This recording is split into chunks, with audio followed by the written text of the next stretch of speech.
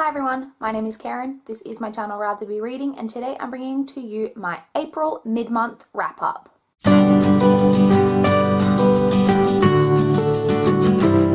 So from the 1st through the 15th of April, I managed to read a total of 12 books. Now that sounds a lot more impressive than it is, but we'll get to that as we kind of go through. So let's jump straight in and talk about all of the books that I managed to read from the 1st through the 15th of April. So the first book that I managed to complete in the month of April was Mariana by Susanna Kearsley. This is a book that I was listening to on audio. It is a like kind of literary fiction story about a woman named Julia who she's seen this house a couple of times throughout her life. Like she first saw it when she was a kid, and she's seen it a couple of times since then, and she's always just felt really connected to this house. Like it's a house that she should live in and like belongs in. And one day, like through circumstances, basically she ends up buying the house and living there. And once she starts living there, she basically starts getting pulled into the past, into the life of this woman named Mariana. And so you're kind of getting Julia's life and Mariana's life in the past. I really liked the kind of like vibe and stuff of the story, and like the writing. It was like very like evocative, but it was one of those situations where I found the portions of the story in the past about Mariana much more interesting than I found Julia's life. Like Julia's parts I just found, quite frankly, a bit boring. I did enjoy it, as I said, but I just enjoyed some parts more than others. There was a part of the ending that like wasn't my favorite. But I did really enjoy it overall. In the end, I gave this one 3.5 stars. Next, I completed Oliver Twist by Charles Dickens. I enjoyed this. I wasn't sure about what I was going to feel about this going in, because I do enjoy classics quite often, but you hear things about Charles Dickens and about his writing and about how hard he is to read. So I enjoyed this more than I thought I would. Having said that, he is a very wordy, dense writer. Something that could be said in like 7 or 8 words, he'll say in like 20 words. So it is like a very like dense, like kind of reading experience. I have said before, I've seen many movie adaptation of Oliver Twist. One in particular I've seen very often.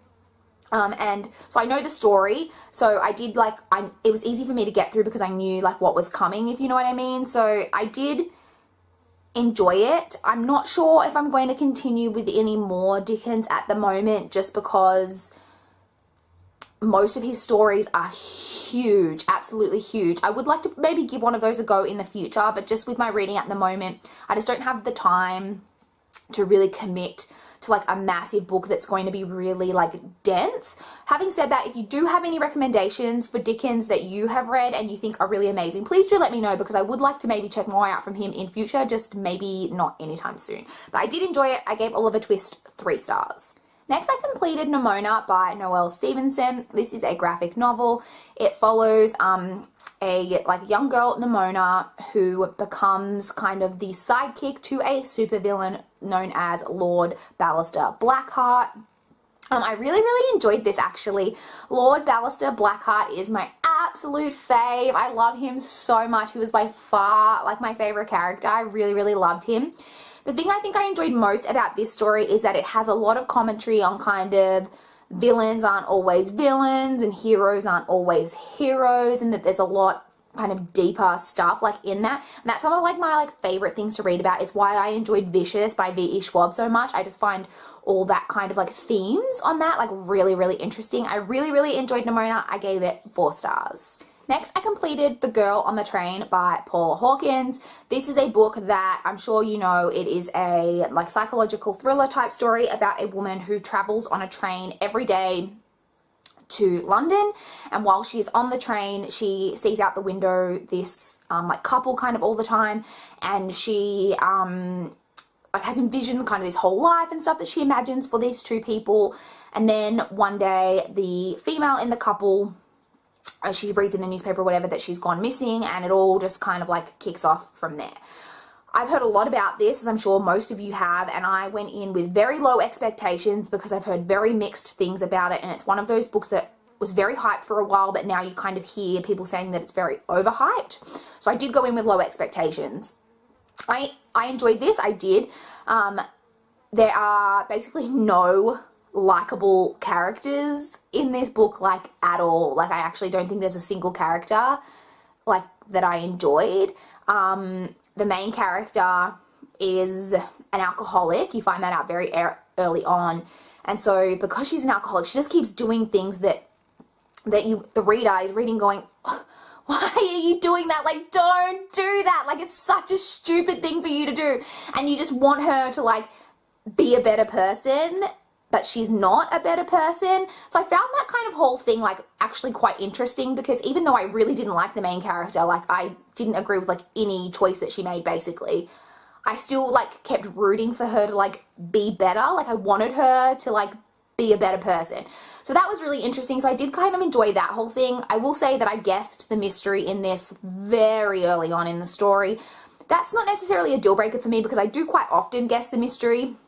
So, like, I still, like, enjoy kind of the journey of getting there and finding out, like, whether I'm right, which in this case I was.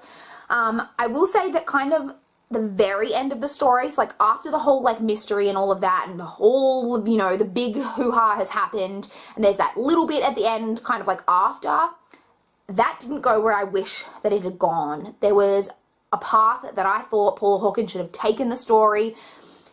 Like, I can't really say anything more than that without completely spoiling it, but if you do want to talk to me about it, like, comment down below. Maybe I'll chat to you on Twitter, whatever, if you want to know, like, kind of what I'm talking about. But there was something I just really wish that Paula Hawkins kind of had the balls to do, and she just didn't really go there. But I did still enjoy this more than I thought. Like I say, low expectations helped in this regard. I gave this one 3.75 stars. The next book I want to talk about is Doe January by Emily Winslow. This is a book that I listened to on audio. This is a memoir by Emily Winslow. I will say this is not narrated by Emily Winslow herself on the audiobook, so just if you were interested in that factor, it's narrated by someone else.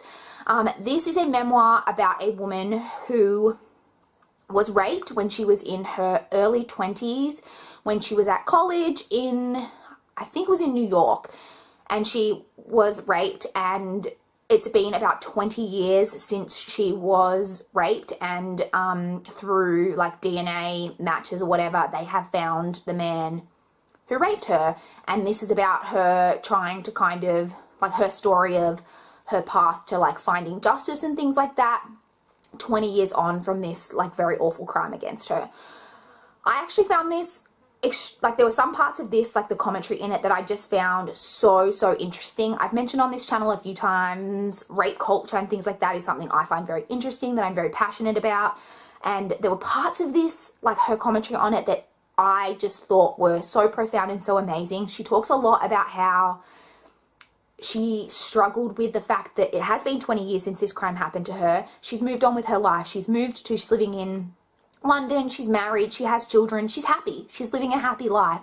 But that is seen to take away from how awful this crime was. The fact that she has moved on with her life and that she is in a happy place makes it seem as though this crime was not that bad. Like, was that bad? Why did it matter? Like, you're happy now, like, it's not that big of a deal. It is a big deal, it is still a crime. And I found that whole commentary on that people think that she's not a good enough victim. And I found that, like, that she felt like maybe she had to say, my whole life's been destroyed, I've never be able to be the same, for this crime to be taken as seriously as what she wanted it to be taken. I found that commentary very interesting. She also spoke a lot about how, like, other people around her, like friends and stuff, about how they, like, kind of deal with it, like, 20 years on. So she's very open with all her friends and stuff about what is happening to her, like, about what happened to her, and about this whole process of getting justice and things like that, and about how when people say, oh, I don't ask you about it because I know that you don't want to talk about it, that 9 times out of 10 that is a commentary on them and about them not wanting to speak about it because it makes them uncomfortable, and not really about them caring about whether she wants to talk about it, because she wants to talk about it. She's happy to talk about it and she needs to talk about it. So I found that very interesting. It was just, like, a lot in this that made me really think. Like, she speaks quite a bit about the statute of limitations, because that is an issue in this story, that the statute of limitations on her crime is up, which I think is disgusting. Why?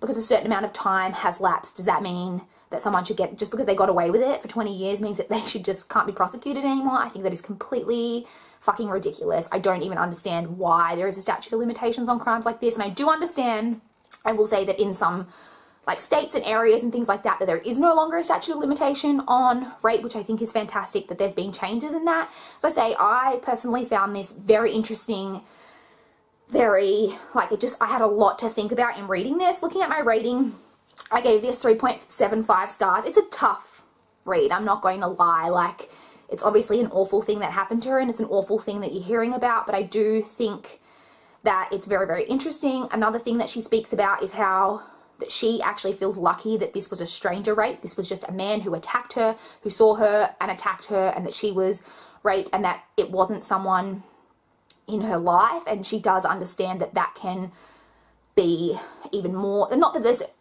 gradings of what level of rape there are that it makes it any better, but that she knows that for her, that she was glad that it wasn't someone in her life, that she knows, because obviously that could have affected her whole life and people that she knows and all of that. So she was glad that if she was attacked, that it was by a stranger. All commentary on things. I'm going to just stop now because I've just been rambling about it. I gave it 3.75. I think it's definitely worth the read. The next book I completed was The Indigo Spell by Rochelle Mead. This is the third book in the Bloodline series. I really enjoyed this. I really like the characters in this. Like, I really like the romance that's going on in here.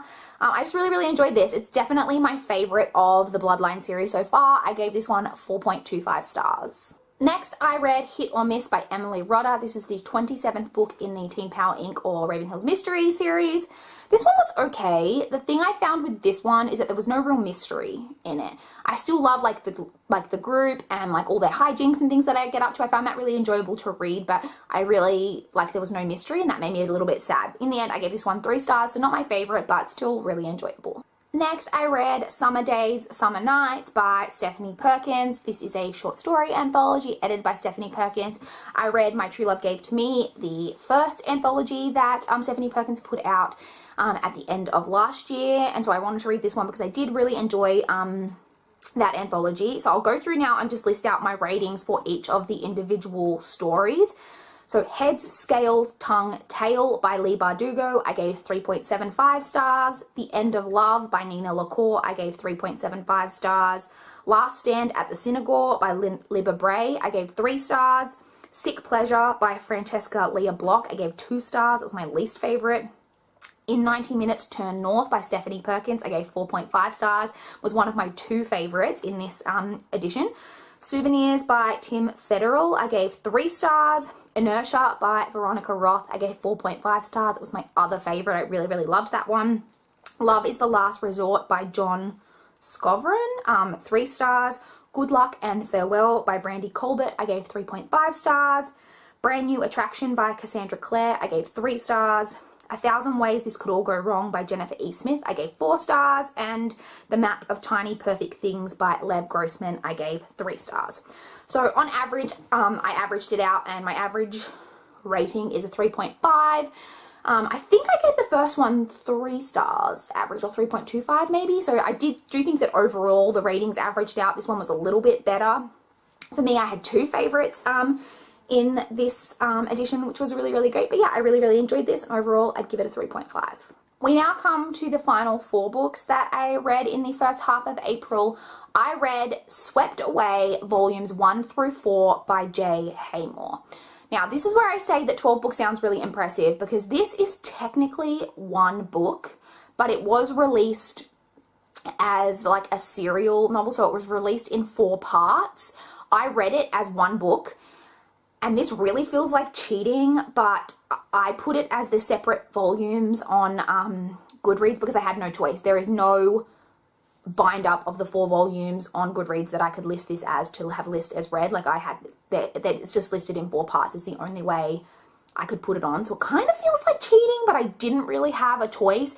So I have rated the 4 parts separately because I kind of had to.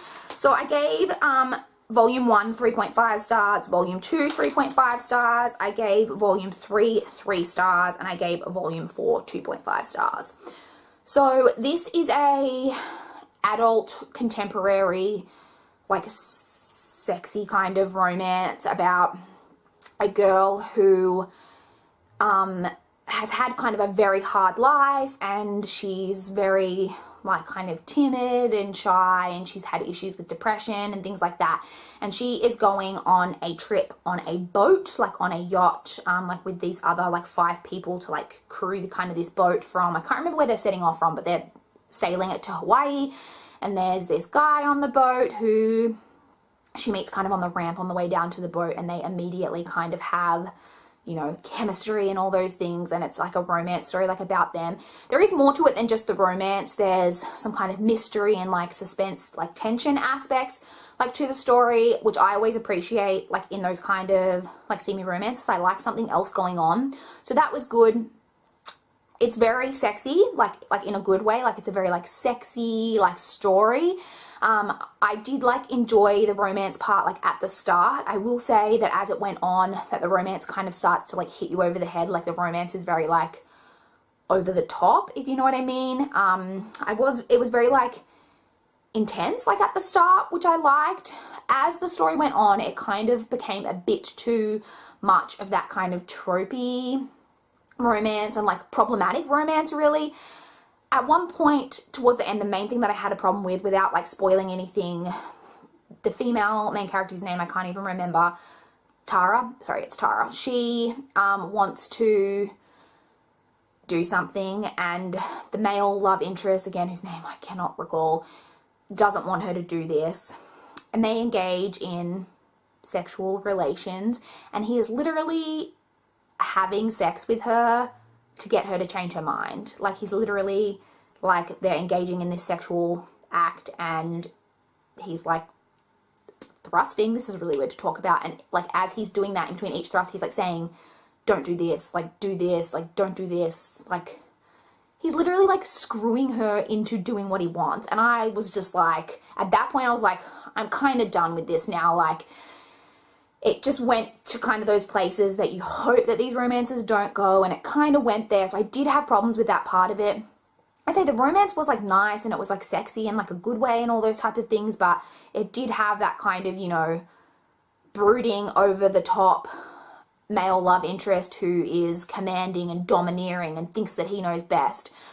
One part of the story that I really did like, that I do want to comment on, is that the female main character has like a physical disability, in that she's had like, through all these events that have happened to her, she's got a limp, like quite a bad like limp, and she's got a lot of severe scarring like on her leg and like on her body and stuff. And it is made abundantly clear in the story that this male love interest could not give 2 shits about it, which I just really appreciated. Like she was very self-conscious about it, but it's commented on that not that he couldn't give 2 shits in the way that he's like comments on it and he's like, but I know you've scarred, but I don't care. She comments on it that it's like he doesn't even see it. Like it's like he doesn't know that it's there. He doesn't treat it any differently, like the scarred area of her body, to how he treats any of the rest of her body. It's just like as if it was a part of her, like every other part of her body. So I just thought that was really great. Like I really did appreciate that. So like I say, it's one of those stories that had some really good things about it, but had some problematic things in it that I was just like, with. So I don't know what that average is out to. Overall, it's probably like a 3-star, maybe like a 2.75 star. I don't know. I feel like I cheated by putting 4 parts in, but I didn't really have a choice. So yeah, I would say maybe like a 3-star. So those were the 12 things that I read in the first half of April. I would love to chat with you guys in the comments down below if you've read any of these books.